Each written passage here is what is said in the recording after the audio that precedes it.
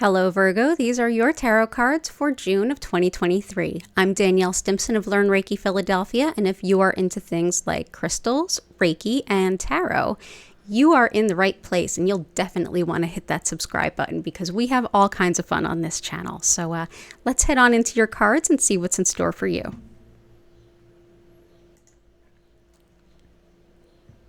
Okay, Virgo, so this month there's quite a bit going on, but really it's going to be more in terms of making decisions, especially a lot of small decisions that are going to have a bigger impact.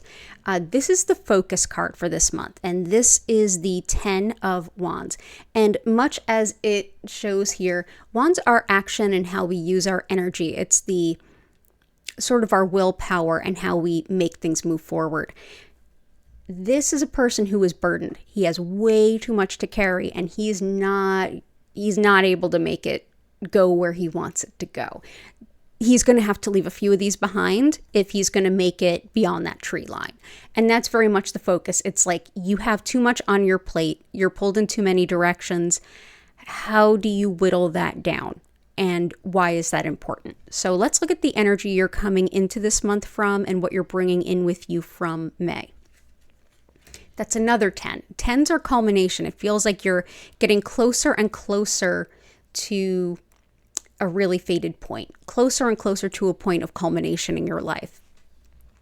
10 of Pentacles. Pentacles or coins, this is all about resources. So actual money, coin, but also roof over your head, things like that. The focus out of last month and even leading up to that is very much how your resources, what you earn, what you have are working for you and how it's going to support everyone and everything that is important to you.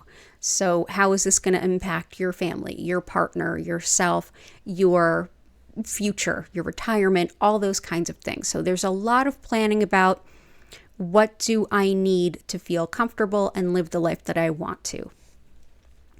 The challenge for this month is your only major arcana card, and that's the Chariot. So the Chariot as a challenge card, it definitely, this is going to give you an opportunity to come to terms with that 10 of Wands, the carrying too much, if you choose to use it that way. The Chariot generally is, it's a lot of juxtaposition. It's very paradoxical.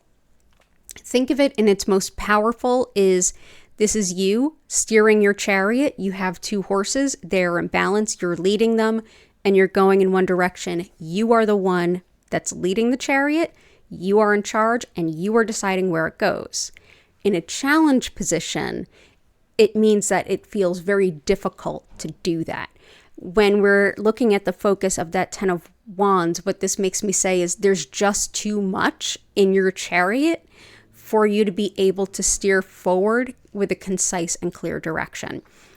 On the worst side of Chariot, this could almost be the opposite meaning. Rather than moving forward, it's almost like a apathy, fear, confusion, lack of direction impacts your ability to move forward. And there could even be, at the very worst, a propensity to say, yes, I can move forward and all these things, but I'm so hesitant, I'm not even going to look at it. I'm going to be avoidant, which isn't usually a very Virgo thing, but I think at a certain point we can all get there. So the challenge is getting things together, charting your course ahead, and going with that direction and everything that makes that difficult. So what's the best path forward? What can you do about this? With that, we get the Queen of Swords. This, for many of you, will not be a literal person outside of yourself, although I do have some advice about how to use it for that. This is more about how you can move forward, and swords are intellect and logic. This is seeing the truth for exactly what it is, not what you want it to be or hope it is, but shaking loose all of the different details and getting a lot of really firm perspective and taking things into account and saying, that will work, that will not. That's viable, that's not. There may be some really harsh truths that you have to confront in order to use that momentum of the chariot in a way that's going to be positive for you. This is where we get into Could this be someone else? Sometimes when we have to have that very brute logic look at things, especially when things are very important to us and it's part of our everyday, we can lose perspective in how we're showing up every day. Those 10 wands, you might not even realize you're really carrying 5 of them. Other times, this could be like, hey, this really isn't your wand to carry.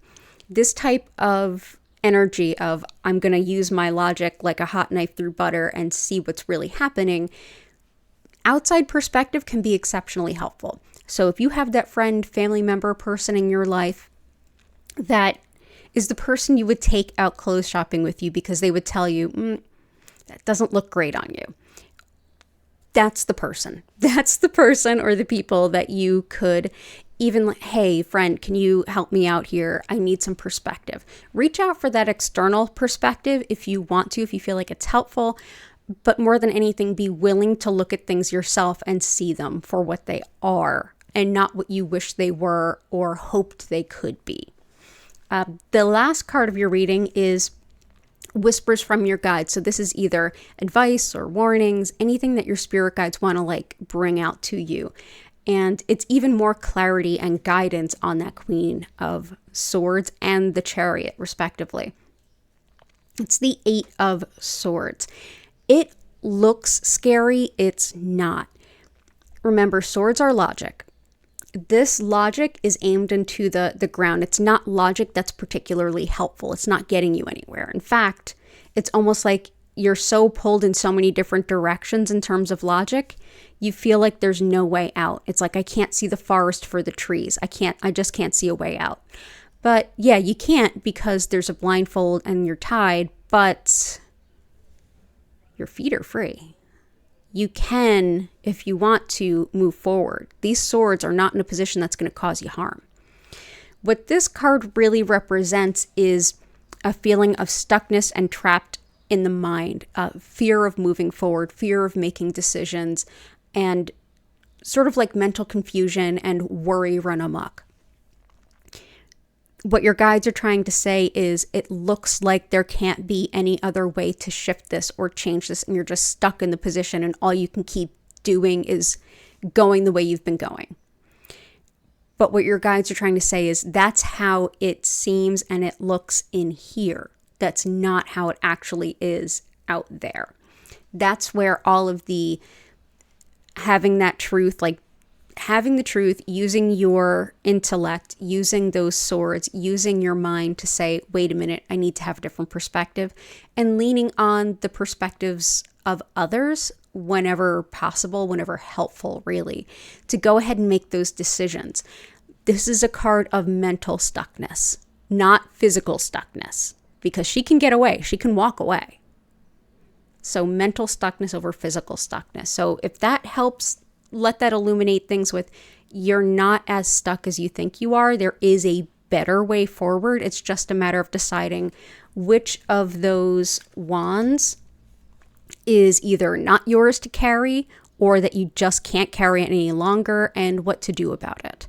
So remember, the only thing that was a major arcana, which is big sort of spiritual, more fated energies, is that Chariot, but you can work around that to empower yourself, to have a better grasp on where you're going and how you're getting there, and not being quite so burdened and really just depleted of energy because you're putting your energy everywhere and not really able to compensate yourself for the amount of energy you're putting forward.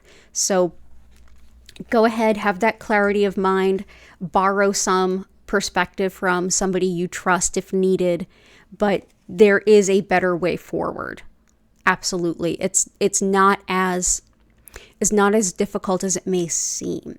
So with that, Virgo, I definitely recommend that you check the videos for your sun, moon, and rising sign if you happen to know all three, as well as any other major placements.